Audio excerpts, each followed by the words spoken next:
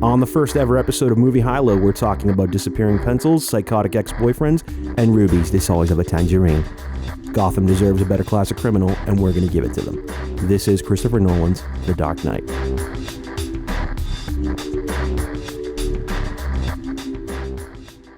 You should open it up by doing your, hey, groovy guys. Hey there, groovy guys. Got a big date tonight, but got a zit right in the middle of your forehead? Hey man, you know I'm talking about the big juicy kind. You know the kind that look like a third eye? Well, hey, if they've been calling you Cyclops lately, don't get uptight, because now there's new medicated hickey-off pimple pads by Brillo. Hey! Brillo doesn't just cover up the surface, it goes right down and rips them out by the roots. Comes complete with putty knife, flesh tone paint for all, and sandpaper for all the rough spots. Keep going. I gotta look it up. I don't No, keep going. So if you have acne, don't get uptight, because now there's new medicated hickey-off pimple pads by Brillo. Hey. Something like, my dad used to have it perfectly memorized. I remember from my dad. He also used to do the Hancock Tower one about, like, you know, has your wife left you? Has your daughter run off with a rock musician? Now there's 40 stories of, you know, I could call him right now and you could do the whole thing. And it's like basically like, come to the top of our tower and jump off and kill yourself, because that's how awful your life is. But it's like a whole funny, like, you know, has your wife left you? Your kids hate you. Has your daughter run off with a rock musician? Like, you gonna put that in there? I'm definitely putting that in there. I love it. My dad's listening. You know, my dad always said that I don't want you to keep talking about your dad. My dad actually used to work in radio, and I find that funny. So maybe I'm you know, anything that I could lend to this, I get from him. Sure. He used to work in Franklin Public Radio, and he used to make the joke working in radio. He used to be like, "Yeah, I've been told I have a face for radio." My dad's always funny. Well, like, that's like. It's cute though, because you have to think about it for a second. Like, I get it's not cute. It's the most fucking overplayed. Well, I think it's cute. Well, and then cute. The other thing I used to love, my dad would go when he'd introduce himself to people. He'd go, "My name is Bob with one O." There you go. That's part of where I get my sense. My mom's funny too, but like the lame aspect of it, like I get all that from my dad. I agree. But this isn't a podcast about my parents. It's not a podcast about your parents. This is a podcast about discussing the best and worst that cinema has to offer. And welcome to Movie HighLow. It's the first episode ever. So I'm Dom. Who am I? Who are you? And I'm Danielle, better known as D. Better known. I like the better known tag. The thing is that we decided we're gonna do this podcast on the best movies and the worst movies. That's the idea of HighLow. And we are going to, from week to week, do a very high-tech type of decision analysis to find out whether we're going high or low in terms of like a good movie or a bad movie. But we said from the beginning we should start on a high note. We should start with as an introduction, a good film, something that really sets the tone. Something that sets the tone, something that people like, something that we like, or at least we'll talk about that after. It's definitely one you like more, but I appreciate it. Yes, and that's cool. So when we talk about high-low, what's like the what is the qualifications for that? It's like, says who says this is a high movie or a low movie? Well, for this movie in particular, The Dark Knight by Christopher Nolan, which was released on July 18, 2008. It was nominated for 8 Oscars, won 2 of them. Best performance by a supporting actor with Heath Ledger, posthumously. I can't say that word. Posthumously? Posthumously? Post-death is what that means. Right. Is that Latin? After death. No. Well, like humor, the French way to write it would be like color, humor. You put O-U-R. So like humor would be H-U-M-O-U-R, for instance. For humor? They write that way in posthumously. But I don't. What is humor? Probably is Latin. What's humorous about posthumous? It's not humor, but like poison. Poison. It probably is Latin. Let's not get hung up on that. Let's not get hung up on that. And then Best Achievement in Sound Editing by Richard King. It's got a 94% rating on Rotten Tomatoes, and as of right now has a 9.0 rating on IMDb, which puts it at number 4 in the top 100, just under Shawshank Redemption and the 2 Godfather movies. So this is a film that's definitely very much. I really can't believe that. Like, I mean, I'm not saying that it's not a great movie. Well, it's a fucking Batman movie, and the fact that a Batman movie is looked at as such an achievement in film. That's exactly why it's surprising. It's surprising as somebody who loves Batman. It's surprising to me too. I'll keep my mouth here. We're doing the best I can, honey. You ready to talk about The Dark Knight? I was ready for my Okay, so let me do a quick movie synopsis on the flick. Following the events of Batman Begins, we descend upon Gotham City at the height of Batman's reign on terror. His Dark Knight visage has drug dealers and low-rent thieves on the run, and even the mob conducting their group therapy sessions in broad daylight. By contrast, he's also helped to pave the way for Gotham's White Knight in the form of new District Attorney Harvey Dent, who's using RICO predicates to disrupt the entirety of Gotham's organized crime, all without needing a cape or cowl. But everything is put at stake when a bank-robbing, mass-murdering agent of chaos shows up to challenge the very ideals that the Batman has inspired. A criminal the likes of which no one has ever seen, the Joker will force Batman to either reveal his true identity or allow all-out mayhem to erupt while he, the Joker, seeks to erode the very soul of Gotham itself. Wow. Does that sound about right? I couldn't have said it better myself. Thank you. It took me that was like 20 minutes at a Word doc, being like, how do I talk about this movie? There's a lot of plot in this movie. A lot of shit happens in this film. Yes, it's very densely packed. It's for 2.5 hours. It is too. It's like funny because one of the things that will later be perceived as the low, one of the lows will be the length of the movie, and perhaps, and it will come into question. Well, where exactly should it have been shaved off? I mean, should time have been shaved off of the movie? You know, because every scene really was great, or are there particular moments you feel like you could have gone without? I mean, because you almost feel like all the. I don't know if I'm talking enough into the microphone. You're good. You feel like every moment matters so much to the story and the plot and everything. I think so. I mean, we'll get there because let's start with talking about the highs of the film, and then we'll get to the lows, if any, because I think that it's probably hard to find specific lows in this movie. Give a little foreshadowing. You gonna foreshadow? Listeners. You're a shadower. Things to look forward to later on in this program. There's nothing to look forward to in this program. So let's start with the highs of the film. I think that the easiest and most obvious high of the movie is obviously Heath Ledger's performance as the Joker. I agree. I mean, it's the first thing that comes to mind for me as well. And it's very critically praised and universally loved, and with good reason, because even when you rewatch the movie, it's 12 years later and it's still such an iconic performance. He does a really great job. And also it's very different from all of the iterations of the Joker that we've seen in any of the Batman movies up to this point. I think up to this point, it's been Cesar Romano playing the Joker in the original Batman series from the 60s and the Batman movie, where like a shark fucking, attacks. I mean, this is ridiculous. I can't pretend I actually know that one. It's super goofy. The cartoon that used to be on TV. I don't think it was Saturday morning. That's a good point. Was it weeknights? Well, the animated series was Mark Hamill was the voice, and he's. When did it air? Like what time of day? It's like or what day? It was in the 90s. It was like 93, I want to say. No, but was it on like Saturday mornings or was it?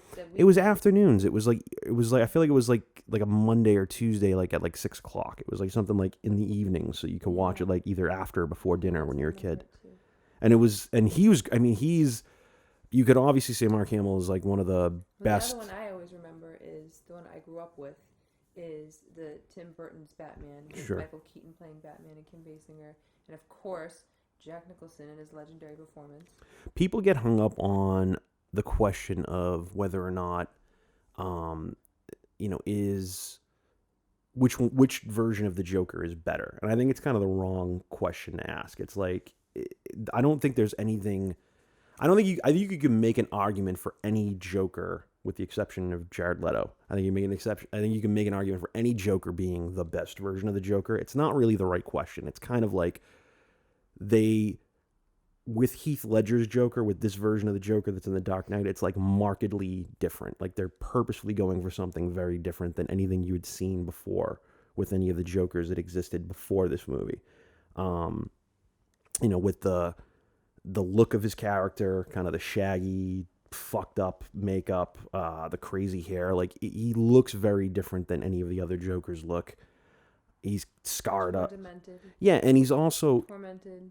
And he's also kind of like the whole anarchist approach to it, the idea that they're going to make him an anarchist and he has no real motivations. Well, that's actually, as much as I would not consider myself to be an anarchist, or I would take you to be one, I appreciate from the perspective of what makes a villain in a movie that his is that it's not about money.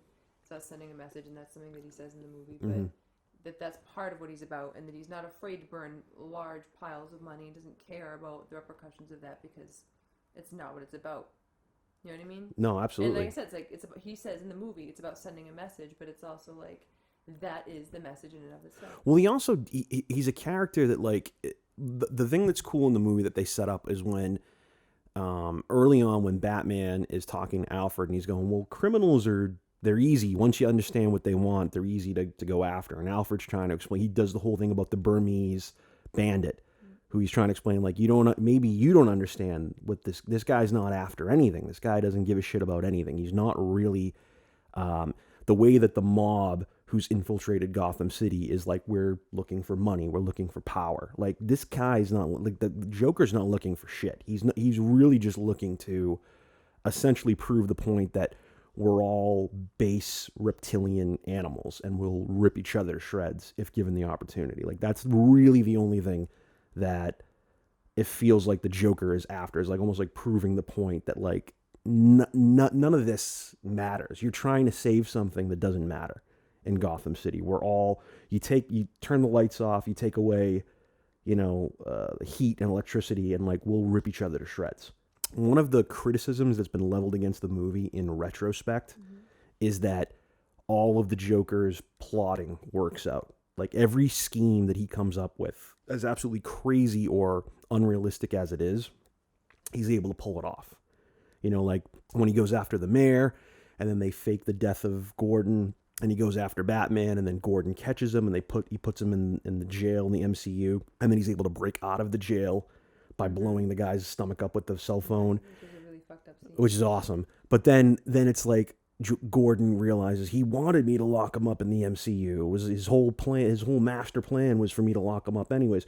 So in retrospect now, people kind of look at the movie like, how did he have the foresight to know he was going to pull that off? And the way I look at it is that the thing that's really interesting about this version of the Joker is that he, at any given point in the movie, is prepared to die. Mm-hmm. Like, he's ready to die at any point in the movie. In fact, if he dies, it's almost like he's welcoming death. Right. There's he has a message to send, but nothing to, in fact, live for.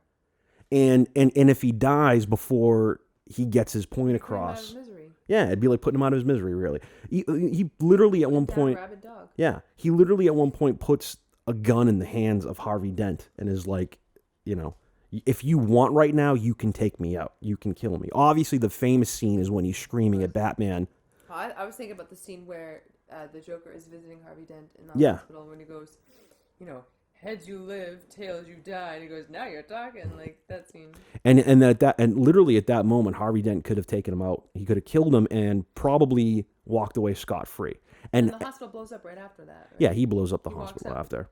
But Harvey Dent makes it out, doesn't he? Or does he get blown up? Yeah, Harvey Dent gets out. Well, obviously Harvey gets. Yeah. I'm trying to remember that. I know the Joker does because it's like the famous scene where he dresses the nurse and he's walking away from the building. Yeah, which is hilarious. And he looks all fucked up.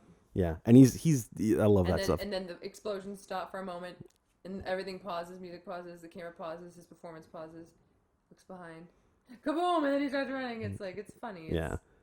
They did a lot. There's plenty of moments in the movie that are also very funny to me. There's a lot of really good humor in the movie. Okay.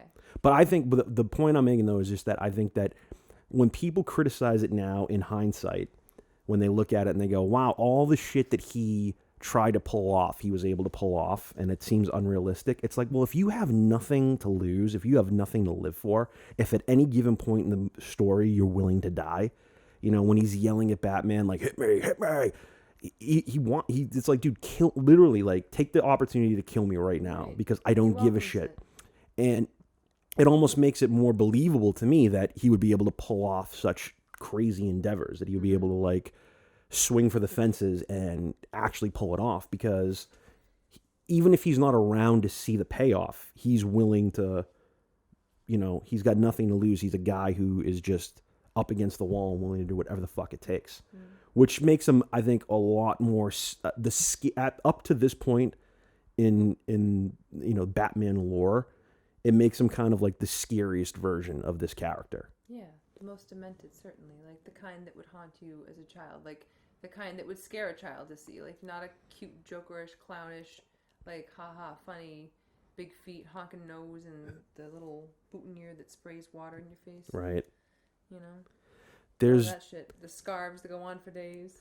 I feel like we can't not mention, and spoilers, minor spoilers, I guess, alert for anybody who's not seen the new Joker with Joaquin Phoenix. I feel like we can't not mention, because to me it's Yeah, but that's not like a child seeing like, oh, that's scary, like Heath Ledger's just no. appearance based alone. No, but I'm saying what I'm saying is that the different takes on the Joker that we've seen in film, like we just got this year a very, very different take on the Joker with the Todd Phillips Joker movie that just came out with Joaquin Phoenix. And Joaquin Phoenix is brilliant in that movie, and he's fantastic. And I think there are some people that have made correlations to like how he's a little bit similar to Heath Ledger, but in theory, or in like the way it's presented, it's very different, because the idea of this Joker is that like he's the man from nowhere. Like we never know where this guy came from. There's a really cool like theory now about him being an Iraqi or an Afghanistan war veteran that makes a lot of sense.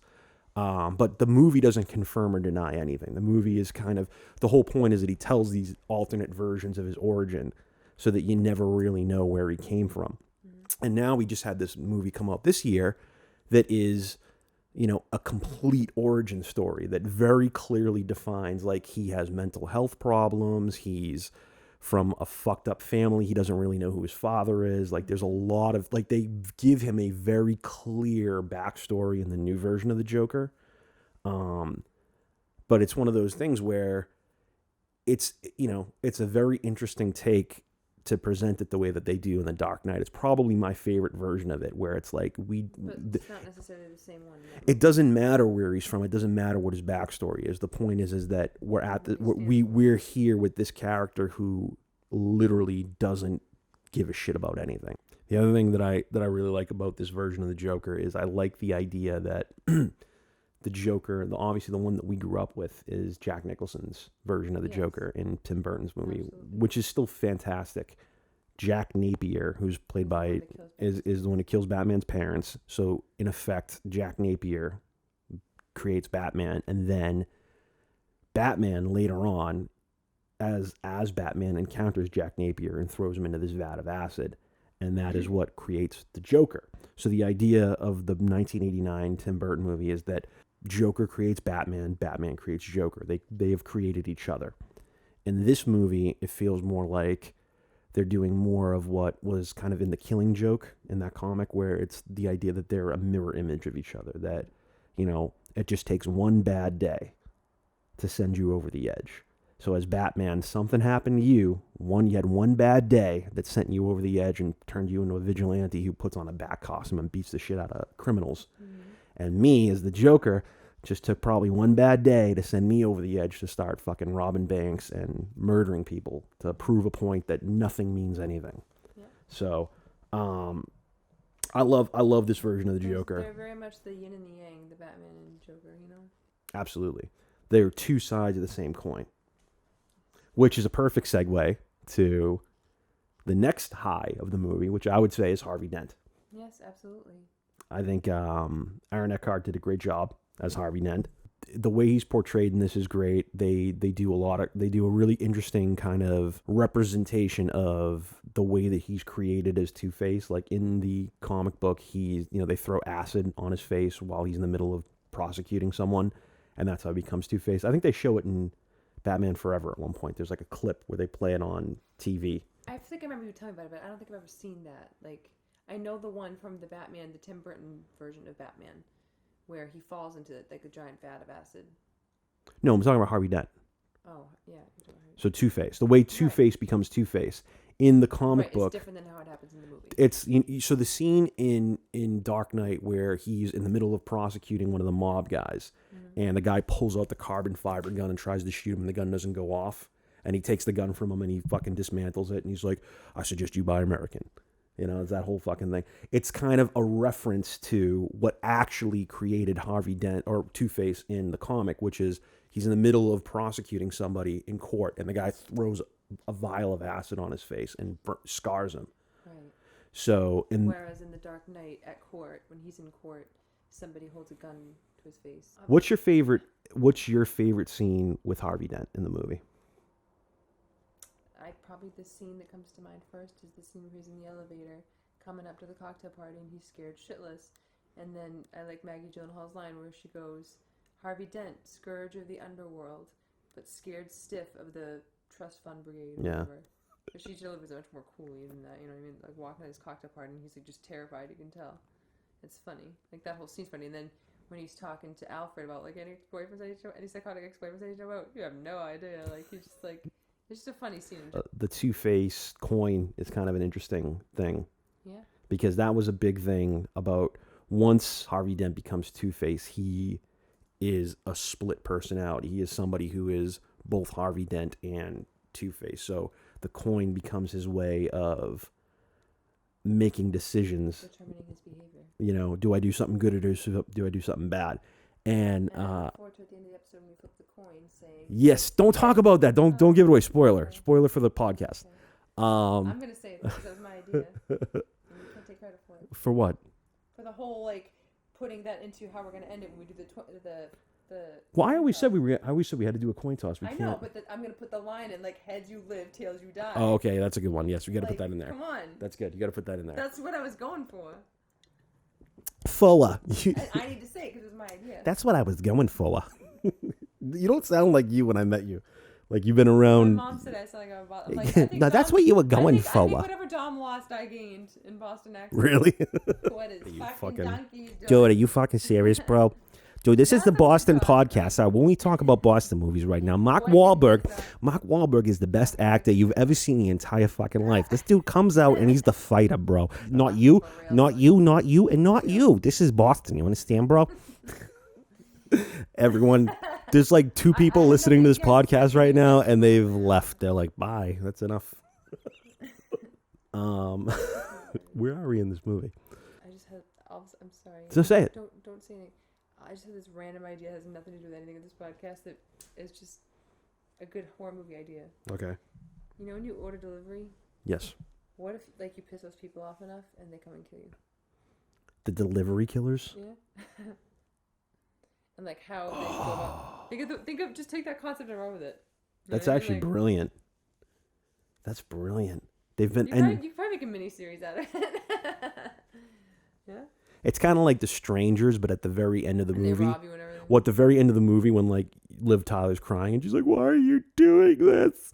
Instead of order delivery, it's because you gave me a fucking $3 tip, bitch. Like if they just. See, I'm glad we're recording that. That's good. Good. Okay. Now I digress. Continue what you're talking about. Harvey Dent. You continue. When Harvey Dent and the coin and how the coin is burned and now it's. No, I love the way that Harvey Dent's represented in the movie. I think Aaron Eckhart did a great job. I love the idea that that Batman looks at him like a beacon for. Here's a guy who's above boards, who's not a mass superhero, who's somebody who is, who can literally take up But like, isn't that part of what Batman's saying too? It's like they're both trying to push each other up in some way. Like Batman's saying is like this city needs a hero with a face. Yes, exactly. And like that scene, like the scene when he bumps into them in the restaurant and he's like, "Oh, we'll put a couple tables together. I own the place." Like that whole fucking restaurant. And he's sitting there and he's kind of like needling Harvey Dent to try and find out what his thoughts are on the Batman. They're all sitting there having this conversation that inevitably becomes about Batman. And Bruce Wayne's trying to sit there being all cool, being like, well, who decided that he should be, like, he's kind of laying back on the ropes to hear what Harvey Dent's real opinion is. And Harvey Dent is very fervently saying, like, well, we appointed the Batman when we let scum take over our city, and we, laid back and let the mob infiltrate fucking Gotham. And here's an ordinary citizen who's standing up for what's right. And that's when Bruce Wayne's just like, you know what? You're all right, Dent. I'm gonna get you a fundraiser. I'm gonna get you some money, right. Which to me is funny if you think about what they stand for. Their values are right. I wonder if Harvey Dent had like shit all over Batman. If all of a sudden he'd been like, "Fuck this guy," like I'm taking him out. Right. If he'd been like, "The Batman's actually a piece of shit vigilante that we want to capture," Bruce Wayne might have been like, "Well, you know what? Now we got a problem." I suppose it's a possibility. Why don't we take a break? We'll come back and we'll talk a little bit about a few more of the highs, and then get into maybe some of the lows of the film. Okay, sounds good. We'll see you in a bit. We'll be right back.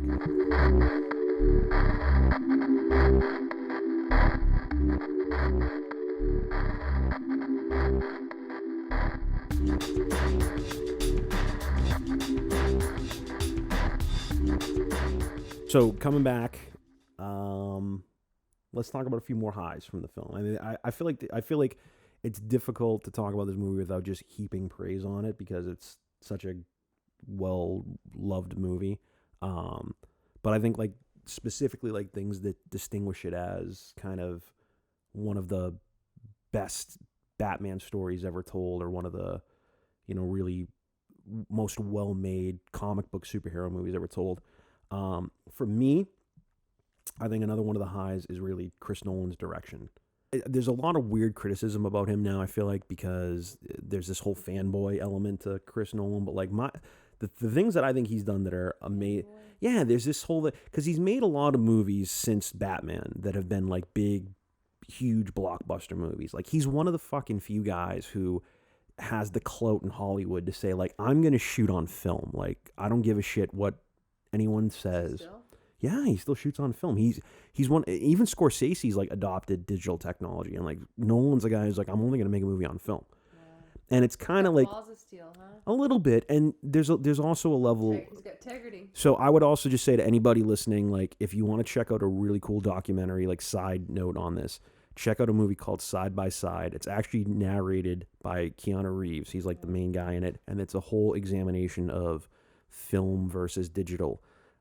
That's really compelling, and it's got a lot of interesting ideas in it. Chris Nolan's like in that documentary is kind of like the dude who is advocating for film, whereas a lot of other directors are talking about digital and all the advantages it makes. But there's a lot of really good information, and it's really. I think that whole debate is interesting. Or what's better? I mean, that somebody would say anything you could do on film, you could do in digital. It's like. You even talk about in the one classic example, and it's like, I love this movie, and we should do one of these podcasts on this movie, is Gangs of New York, and how that's shot on film, and how George Lucas was consulting with Martin Scorsese earlier in post-production probably. No, it was during the movie, but it wasn't about film and digital. Made the 5 points in, Yeah, what you're talking about was more about when the lore or the story that I've heard is that George Lucas visited the set of Gangs of New York while Scorsese was filming it, right. And Scorsese like painstakingly recreated the 5 points of New York, like to the point where like they painted the sets. They didn't do any color correction. My point being, it's a beautiful movie. And Lucas, I love that movie. It's amazing. I love those kinds of movies. I love those period pieces anyway. It's amazing. Historical ones. It's amazing. And it's one of his most. I mean, it's not even historical fiction. It's just, I guess it would be, but it's not based on anyone that's. Well, they take liberties. Exist? Yeah, it's like an amalgamation of a couple. Actually exist. I mean, it seems like made up people in a time that was not made up.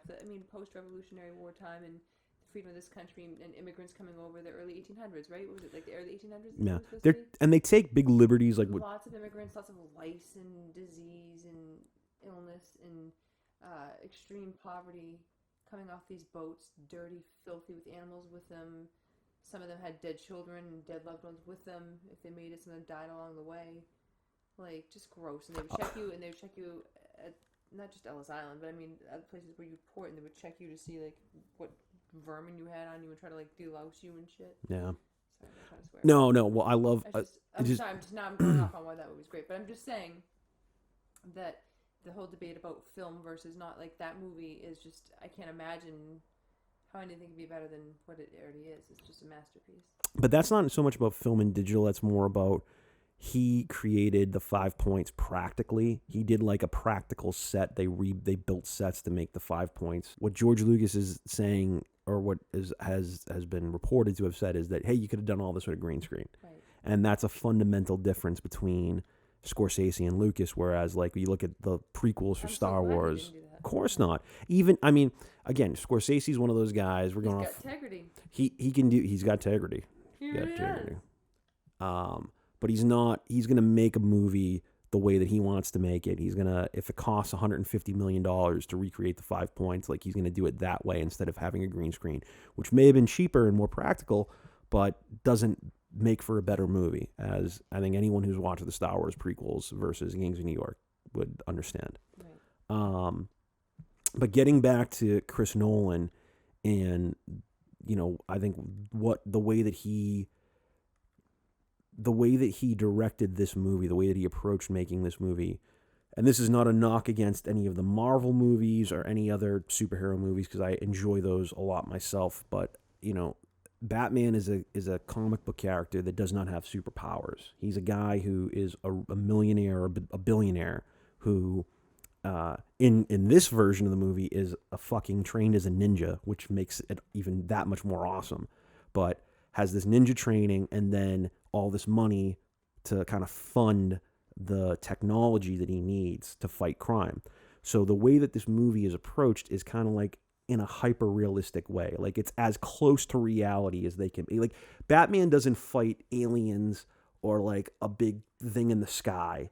Like, Batman is fighting the mob. You know what I mean? Like, he's... in his own city. Yeah, and it's done in a way that's a lot more grounded in reality. It's the movie's kind of shot more like it's a detective movie. Like, something that Warner Brothers would have made, in their classic era of crime films.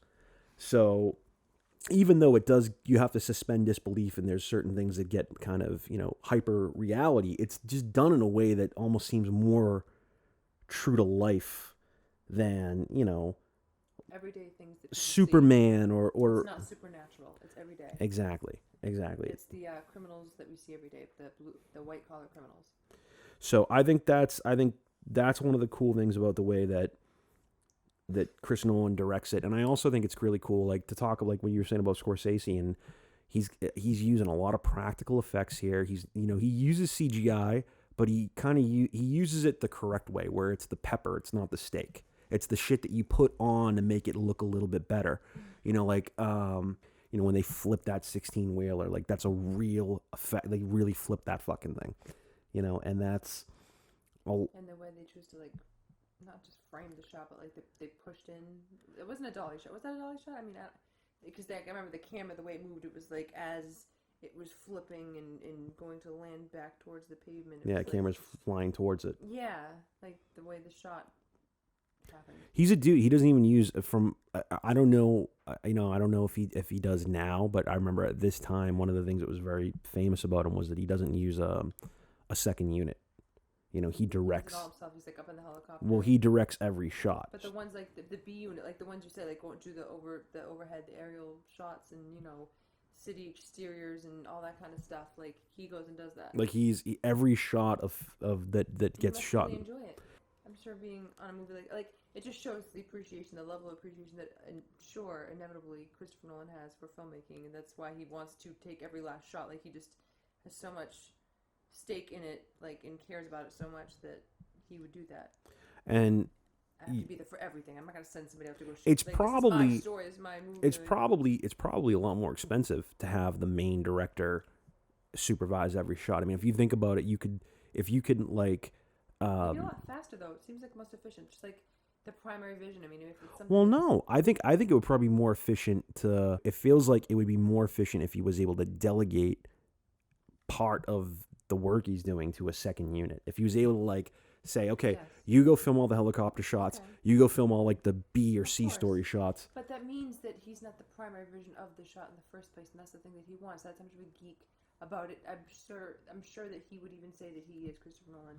Is that he not a geek? I mean, he cares so much. Is what I'm trying to say. Like, that every last idiosyncratic detail matters so crucially that he has to be present for all. Like, he wants to be the vision behind whatever is being captured and ultimately going to be presented to the public. Like, that could be vanity, it could be control freak, it could be a little of everything, it could be just the love for the craft and the care and precision of it all, and just wanting to not fuck it up and do it right and make it classic and make it, like, I don't know, like, it's like I'm watching a master at work, I'm sure, but do you know what I'm saying? I totally know what you're saying.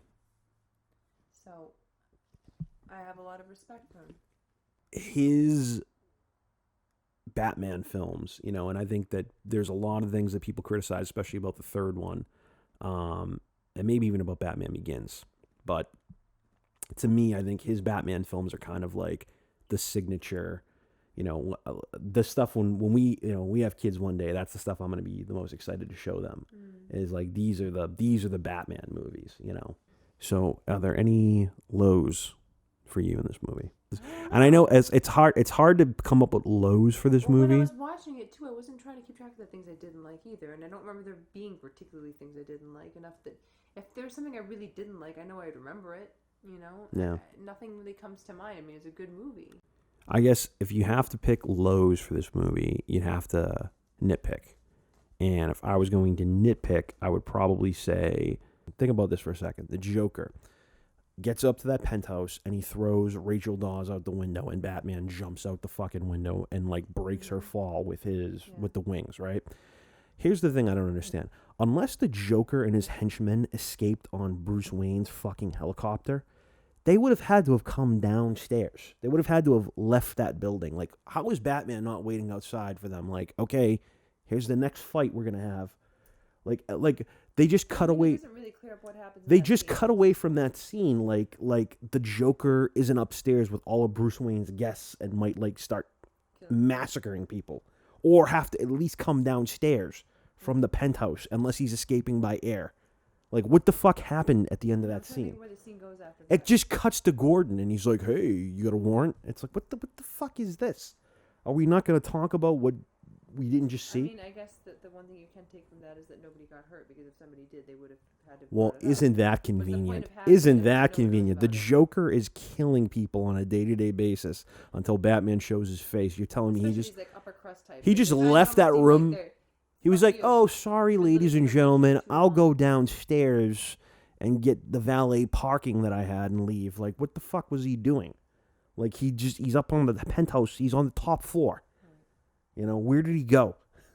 It's a little... Bruce Wayne's already on the fucking ground floor. Are you telling... Or not Bruce Wayne, Batman. In Batman costume is on the ground floor. He can't wait outside the elevator. Like, you coming down, bro? Like, I got words for you, sir. We gotta have a conversation. You just threw my girlfriend out a window. I'm fucking pissed. Or at least show the Joker escape with the helicopter. Show me a way that he got out of that room. If you can't show me a way he got out of that room, that's kind of... Helicopter.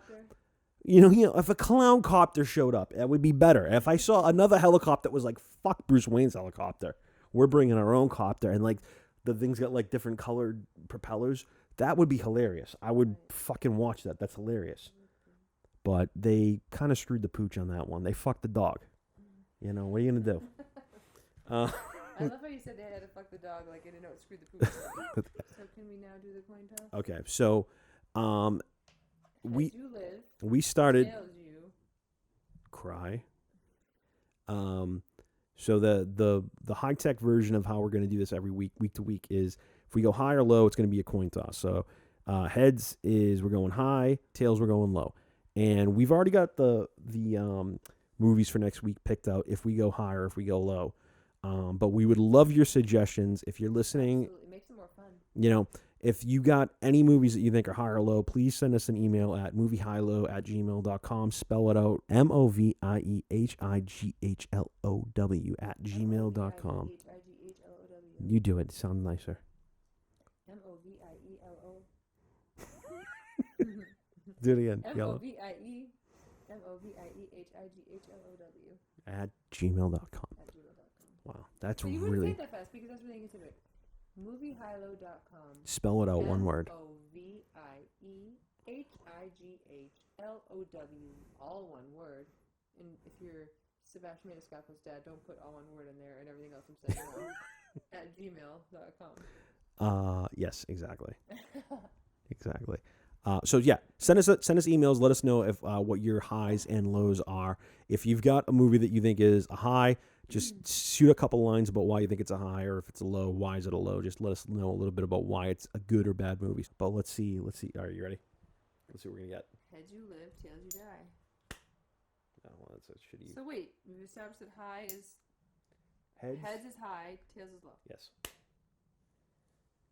Tails. So tails was Tails. Battlefield Earth. So looks like next I've week. never seen it, so okay, why not? Next week we're watching Battlefield good. Earth. I'm up for the challenge. We're going low. All right. So That's next week. next week we will be watching Battlefield Earth. It is a low episode. This will be cool because it's actually, we started high, so now it makes perfect sense that we're going low. Yeah. But I'm glad it worked out that way. yeah, and please, like I said, send us your highs and lows. Let us know if there's a really great movie we should check out or a really shitty movie we should review. because we are definitely we're struggling to figure out what the next ones are going to be.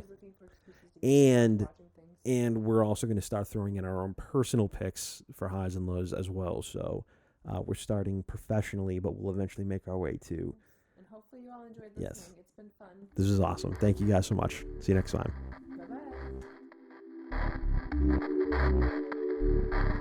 Bye-bye.